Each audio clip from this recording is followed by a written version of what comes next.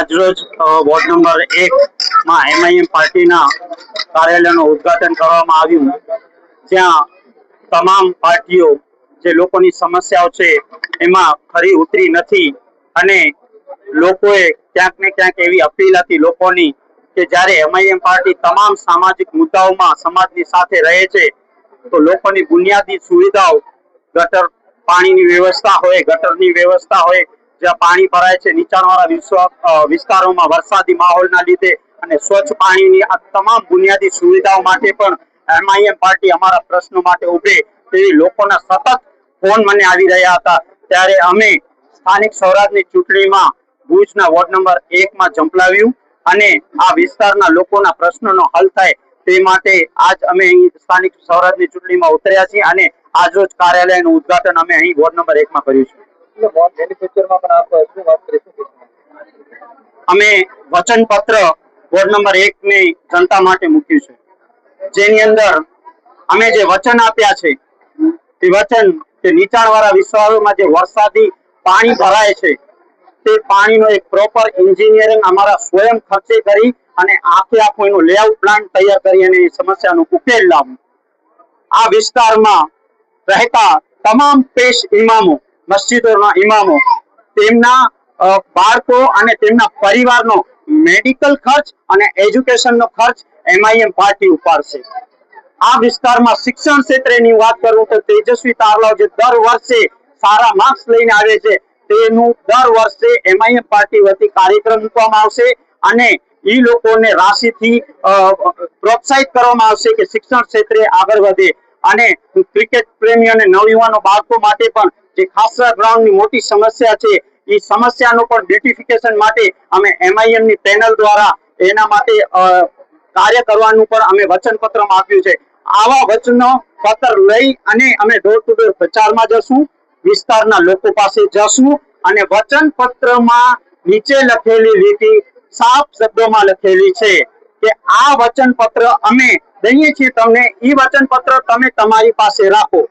આગામી 5 વર્ષ બાદ જો અમે આ વચનોમાં ખરા ન ઉતર્યા હોઈએ તો તમે આ વચનપત્રને અમે બતાવતા કે તમે આ ખરા નથી ઉતર્યા, નહીંતર અમે આ વચનપત્ર પણ સાચવીને રાખશું અને તમારી વચ્ચે આવશું કે અમે જે વચન આપ્યા હતા એ તમામ વચન અમે પૂરા કરી લીધા છે અને ફરી એક મેન્યુફેસ્ટો તૈયાર કરે કેવી રીતે વિસ્તારની સમસ્યાઓ જે હાલત છે એનો સુધાર થાય તે સાથે અમે ફરી ઉતરશું અને વિસ્તારના લોકોને એક મેન્યુફેસ્ટો જોઈએ કે આપણને વિકાસની વાતો કરીએ છીએ આપણે મંચ ઉપર અને ફાફા મારે છે.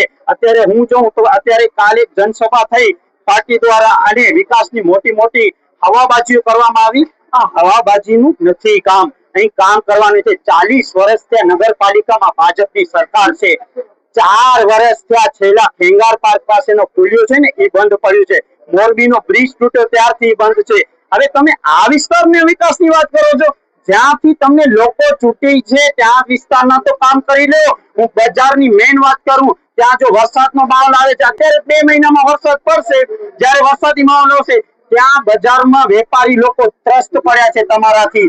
તે વિસ્તારનો તો કામ કરી લો, પછી આ વિસ્તારને અહીંયા આવીને ફાંકાબાજી કરજો અને મોટી મોટી વાતો કરજો. તમામ પક્ષ જે સત્તા પક્ષમાં બેઠા હોય અને મંચો ઉપરથી વિકાસની ખોટી વાતો કરતા, અને તમે કયા મોટે વિકાસની વાતો આ વિસ્તારોમાં કરી રહ્યા છો, જ્યારે અમારું શોષણ કરવા માટે સંસદમાં બિલો પસાર કરી રહ્યા હો, જ્યારે અમારી શરિયતમાં દાખલા થઈ રહી હોય, શરિયતમાં દાખલ થઈ રહ્યો એવા બિલ તમે પસાર કરી રહ્યા હો અને આ વિસ્તારોમાં આવી અને તમે મત માંગવામાં શરમ આવી જોઈએ તમને કે અમે કઈ ના કે મત માંગી રહ્યા છીએ. આ વિસ્તારમાં દાદા બાપાની પણ વાત થઈ જે પોતાના દુનિયાવી દાદા અને બાપા બનાવી રહ્યા છે, આ દુનિયાવી બાપા અને દાદા કહેવાય.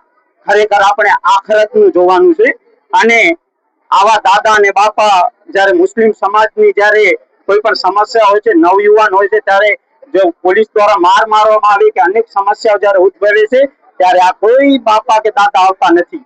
જે મંચ ઉપર જે પણ છે ને હાજર એ વ્યક્તિ પણ સામાજિક કામોની વાત કરું કે એમને સામાજિક કામની કોઈ પણ નોલેજ નથી કે શું સમસ્યાઓ ચાલી રહી છે. સમસ્યાઓમાં ઊભું નથી, માત્ર ને માત્ર કોઈએ મોટો ભાઈ બનાવી લીધો અને ખંભા ઉપર હાથ માકી દીધો તો વાહ બાપુ વાહ ને વાહ વિસરજી વાહ વાળી વાત છે. એટલે આવા લોકોથી પણ સાવધાન રહેવું જોઈએ.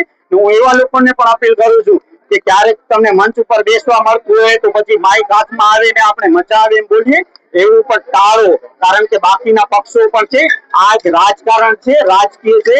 જો તમે નિવેદન દેશો તો સામે પ્રતિકાર આવશે. રાજકારણ છે, જો ઘર પકડીને બેસશો અને ધાર્મિક રીતે આપણે રહેશું તો તમારું પણ માન અને સન્માન જળવાયું રહેશે. અત્યારે જયારે ઉદઘાટનનું કાર્યાલયનું ઉદઘાટન ત્યારે મારે ફોન પર ચાલુ હતા. તારીખનું ત્યાંની સાહેબની મથામણ ચાલી રહી છે, પરંતુ મારી છે કે 22 કે 23 તારીખના સંભાવના છે કે સાહેબની મોટી જનસભા અમે અહીં ભુજમાં રાખશું તેવી સાહેબ દ્વારા પણ કહેવામાં આવ્યું છે, પણ તારીખોની મથામણ ચાલી રહી છે અને ટૂંક સમયમાં એનું અમે એલાન પણ કરશું.